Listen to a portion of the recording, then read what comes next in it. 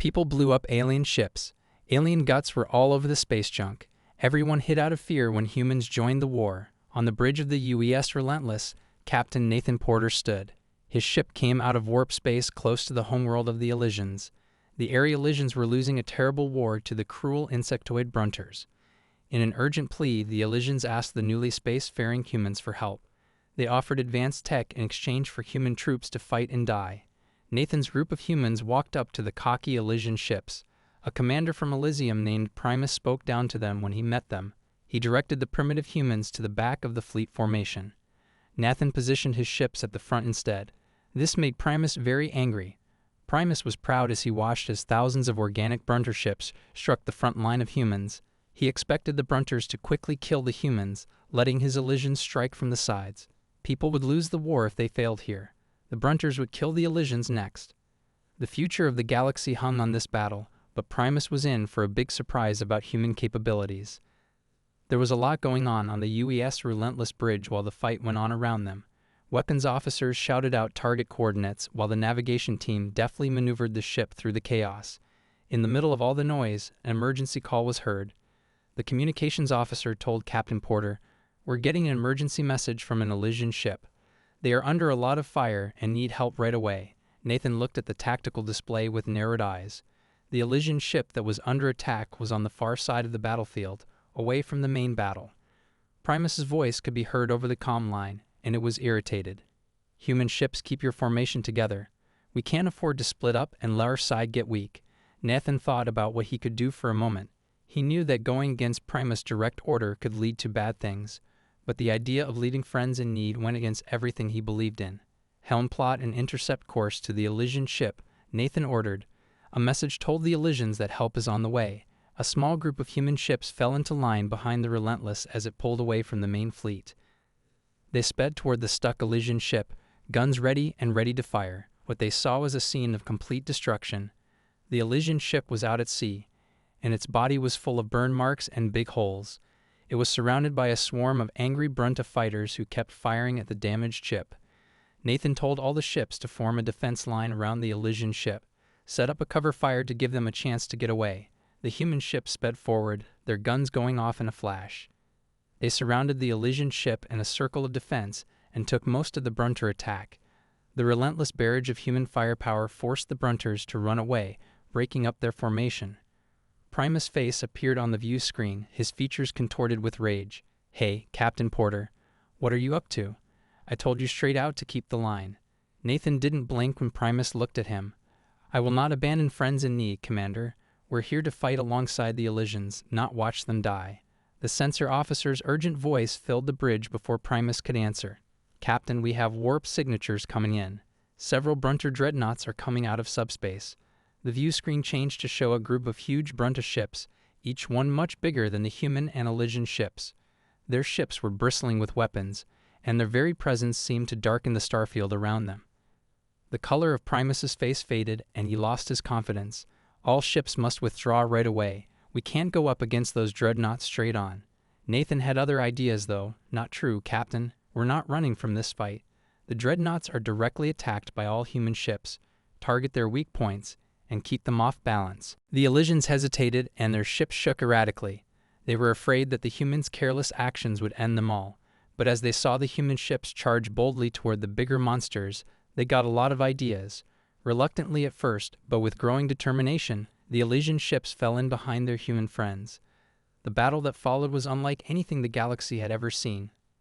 The human ships were very small compared to the Brunter dreadnoughts, but they moved through the enemy lines very quickly and easily. They struck at key weak points, darting in and out of range before the Brunters could lock on. The Elysians were inspired by how brave the humans were and fought with even more vigor. Their ships danced along with the human ships, and their guns fired at the same time. Together, they chipped away at the Brunter armor, slowly but surely wearing down their defenses. Suddenly, there was a huge explosion that shook the ground. As the human ships kept firing at one of the Brunter dreadnoughts, its hull broke and a ball of flame shot out. The shockwaves spread out and threw things in all different directions. The Brunters, thrown into disorder by the loss of their flagship, began to falter. Their formation crumbled as the human-Elysian alliance pressed the advantage, pouring relentless fire into the enemy ranks. It was like the Brunter ships couldn't help but turn around and run away. The bodies of the once powerful dreadnoughts were bent and scarred as they limped off the battlefield. The human Elysian fleet charged forward and hit the Brunters hard with all of their weapons as they tried to escape. The crew of the Unstoppable broke out in cheers on the bridge. They had turned the tide of the fight against all odds, which was impossible. Nathan cracked a small smile to himself and kept his eyes on the screen as the last of the Brunter ships took off into space. As news of the fight came in, there was a strange silence in the Elysian High Council chamber. The holographic displays showed the human ships tiny specks against the vast expanse of space, fearlessly engaging the Brunter dreadnoughts. Commanders on Elysium were shocked to see how the humans moved through the enemy formations and hit key weak spots with surgical precision. As the Brunter ships moved away, the council members looked at each other with a mix of grudging respect and fear. They didn't think much of humans, seeing them as ignorant newcomers. But now that the Elysians had proof of how brave and good at fighting their allies were, they had no choice but to admit their power. Primus stepped forward, his pride hurt by the success of humans. He spoke loudly enough for everyone in the room to hear. "We cannot let the humans overshadow our own military prowess. We must reassert Elysian dominance and show that we are still the superior force in this alliance." The council members agreed in a low voice, and their unease grew as they thought about how the humans' power was rising. Even though it is heavily fortified, this spot is very important from a strategic point of view. We will be in charge of this attack, and the people will do what we say. Nathan, who was watching the council's discussions, could tell that the Elysians didn't like having humans in charge. He knew that pushing too hard could break up the alliance, which was already weak. He talked to Primus in a calm voice. "Okay, sir. We will do what you say and help the Elysian forces with this mission." The human Elysian fleet came out of warp space close to Xanthus Prime, with the Brunter base in front of them. The planet's surface was a patchwork of fortifications and weapon emplacements bristling with protections. Around the outpost, swarms of Brunter fighters were ready to fight any threat that came their way. Primus, whose confidence was boosted by the Council's backing, told the Elysian ships to launch a frontal attack. Nathan looked at the tactical screens and saw that the outpost had advanced defense systems and a lot of enemy troops. He set up a way to talk to Primus, and his voice was full of worry. "Commander, I strongly warn you not to launch a direct attack. The outpost defenses are too strong, and we could lose a lot of people." But Primus, his pride overriding his judgment, dismissed Nathan's warnings. "Captain Porter, we are Elysians. We do not cower before the enemy. Commence the attack." The Elysian ships surged forward, their weapons blazing as they engaged the Brunter defenses. But as they closed in, the outpost's weapon systems sprang to life, unleashing a barrage of fire that seemed to predict the Elysians' every move. The Elysian ships were quickly beaten back, and their shields gave out from the attack. Nathan became more and more worried as he watched the battle and understood that the Brunters must have learned how to use Elysian technology and strategies. They set a trap for Primus, and he walked right into it. With a sad heart, Nathan gave the order. "All human ships fall back and get back together. We need to reassess our strategy." Primus refused to give up even though his ships were under heavy fire. "Not at all, Captain Porter. We will not quit this fight. The attack is made by all Elysian ships." But it was a futile effort. The Elysian ships, outmatched and outgunned, fell one by one, their hulls breaking apart under the relentless Brunter attack. Primus' ship, its defenses failing, took a direct hit from a Brunter plasma cannon. The once proud vessel exploded into a ball of flame, scattering debris across the battlefield. Nathan knew he had to act quickly because his heart was heavy from the deaths of Elysian people. He turned to his weapons officer, his voice filled with purpose. "Get your EMP weapons ready to fire. Attack the outpost's communication and defense devices." The human ships, still outside the range of the outpost's weapons, fired a barrage of missiles. The projectiles streaked through space, their warheads detonating in a series of blinding flashes. The electromagnetic shock turned off the outpost's systems, which caused its defenses to flicker and die. Nathan then told his tactics officer, "Use the swarm of drones to hit them hard and fast while they're confused." From the human ships, a cloud of small, nimble drones burst forth, each one armed with rapid-fire plasma guns. They descended upon the outpost like a swarm of angry wasps, darting through the Brunt formations and unleashing a hail of deadly accurate fire. The Brunters, caught off guard by the sudden assault, scrambled to mount a defense. It was too fast and easy for the drones to move. They wove through the enemy ranks, picking off targets with ruthless efficiency. When the Elysian ships saw the hole the humans had made, They got back together and began a coordinated attack on the outpost's weaker defenses. Their weapons, no longer hindered by the advanced Brunter systems, found their marks with devastating accuracy. Together, the human Elysian forces overwhelmed the Brunter defenders, their combined might proving too much for the enemy to resist.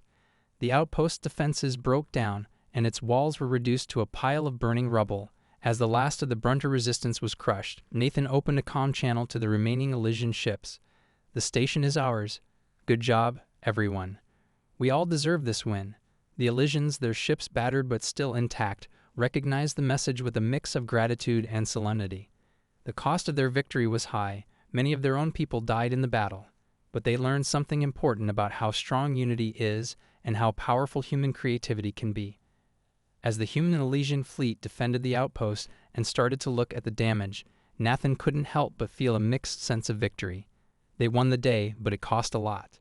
He knew that the road ahead would be long and fraught with challenges, but he also knew that together, humans and Elysians could face whatever the Brunters threw at them. The humans and Elysians in the Alliance took a moment to catch their breath after their hard-fought win at the Brunter outpost.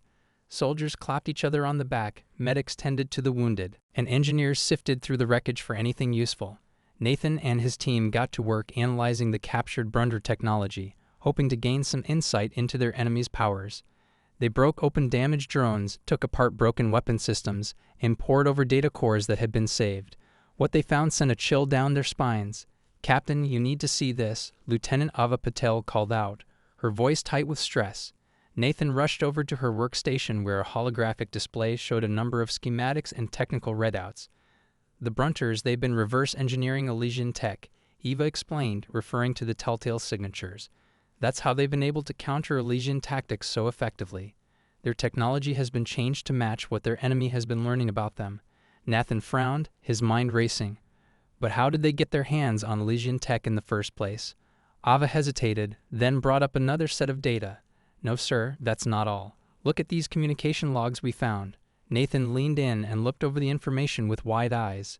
The logs showed that Brunter agents were working inside the government of Elysium, giving out secret information and sabotaging military activities from the inside. They'd infiltrated the Elysian High Council. Nathan breathed, his voice a mix of disbelief and rage. "That makes sense for why they're always ahead of us. They'd got inside help." Nathan knew that he had to tell the Elysians about this right away. He gathered his proof and asked to meet with the High Council, hoping that they would understand how serious the situation was and take action. But when Nathan presented his findings to Primus and the other council members, he was met with a wall of skepticism and hostility. "You expect us to believe this fantasy?" Primus sneered, his eyes narrowing. "The great human captain trying to undermine our authority with baseless accusations." The other people on the council agreed, but their faces showed a range of emotions, from doubt to hostility. Nathan tried to talk them down by showing them the proof and telling them they should look into it more, but Primus cut him off, his voice full of disdain. "Captain Porter, I think we've heard all of your lies. There's no way to trust you or people like you. You seek to sow discord and chaos within our ranks to weaken us for your own gain." Primus turned to the other council members, his voice rising with righteous indignation. "I move that we expel the humans from our space, effective immediately. They have no place in our union." The council voted in favor of Primus' move, which shocked Nathan. Their fear and paranoia won out over their sense of right and wrong. They told the human fleet that it had to leave Elysian space by the end of the next solar cycle or else. Nathan ran out of the council chamber in a rage, his mind filled with frustration and anger. After everything they did and all the things they gave up, this is what the Elysians gave them in return. He gave the order for the human fleet to prepare for departure, his heart heavy with the knowledge that they were abandoning their allies to the mercy of the Brunters. But just as they were about to leave, Nathan received an encrypted message on a secure channel. It came from a group of rebels on Elysium who had seen through Primus's lies and supported the humans. "Captain Porter, we know the truth about the Brunter invasion," the message read. "We have proof that the enemies among us are lying, but we need your help to get it out. Please don't leave us now." As Nathan thought about it, he felt torn between his duty to his own people and his desire to help the Elysians who had helped them. He knew he couldn't turn his back on them in the end. He chose something that would change the way the war went. Nathan told most of the human fleet to go back to Earth, but he stayed behind with a small group of highly trained soldiers and engineers to help the rebels in Elysium. They went underground, working in secret to gather evidence and recruit supporters. They worked in the dark, always one step ahead of Primus's guards, to slowly build a case against the crooked High Council. As they delved deeper into the conspiracy, they uncovered a truth that shook them to their core. The Brunt infiltration didn't just happen in the Elysian government. The insectoids had been manipulating the war from the very beginning, playing the Elysians and humans against each other for their own twisted purposes. They looked at the damning proof with grim faces as Nathan and the rebels looked over it. They were aware that their enemy was smarter and crueler than they had thought. Even so, they knew they couldn't give up now, not when the lives of both species were at stake. They were ready for the fight because they knew they were the only ones stopping the Brunters from taking over the whole world. It would be a battle fought in the shadows, a war waged with secrets and lies as much as guns and ships. They were ready, though. They had to be. It was important for the galaxy's future. The Elysian capital was in chaos. Soldiers rushed to their posts, alarms went off, and people hid in their homes as Nathan and the rebels stormed the High Council chambers. They'd spent weeks planning this moment, gathering supporters and stockpiling weapons.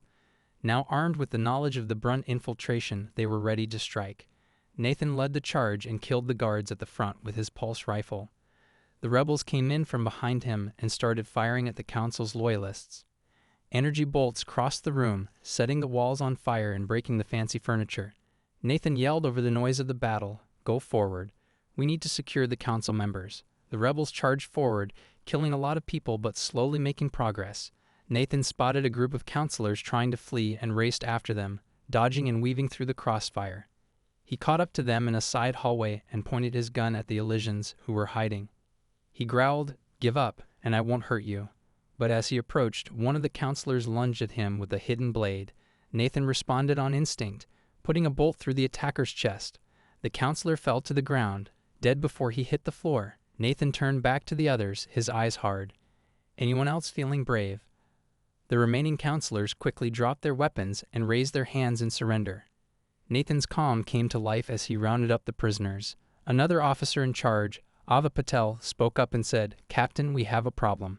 Primus wants to get away. He is going to the hangar bay." Nathan cursed under his breath. "I'm on my way. Keep him contained." He raced through the halls, following the signs to the hangar. When he arrived, he found Primus trapped by a group of rebels, his once pristine robes singed and tattered. Nathan pointed his gun at the Elysian leader and said, "It's over, Primus. Surrender and you'll get a fair hearing." Primus laughed a harsh, grating sound. "You fool," he spat. "You have no idea what you've done." Nathan replied, "We know about the Brunter infiltration. We know you've been working with them. Do you think this is only about the Elysians?" Primus sneered. "The Brunters have been playing you from the start. They are now part of your culture, your military, and your government. This war was never about taking over. It was about weakening both our races, making us right for the taking." Nathan felt a chill run down his spine. "You're lying," he said, but there was a tremble of doubt in his voice. "Am I?" Primus grinned a vicious predatory expression. "Let's see how long it takes for the Brunters to break through your weak defenses. Run back to your precious Earth." Nathan paused, his finger tightening on the trigger. He wanted to put a bolt right between Primus's eyes and be done with it. But if what the traitor said was true, he lowered his rifle, his mind racing. If the Brunters had entered the human government, then returning to Earth would be playing right into their hands. He'd be walking into a trap, leaving the Elysians to fend for themselves. But if he stayed and helped the Elysians rebuild and get ready for the war, they might have a chance. It was a slim hope, but it was better than the option. Nathan turned to his rebels, his face grim. He told them to keep the prisoners safe and get him aligned to the Relentless. We need to get a lot done. As the rebels took Primus away, Nathan looked out over the destroyed city. The weight of his choice made his heart hurt. A lot of people would call him a traitor or a deserter, but he knew this was the best place for him to be. The path ahead was going to be long and hard, and success wasn't a given. When the Elysians and humans came together for the first time in hundreds of years, they saw a chance. That was reason enough to fight. The story is now over. If you like this story and want to support us, please leave a like and subscribe to our channel, and I will heart every reply that says 88%. Thanks for your time.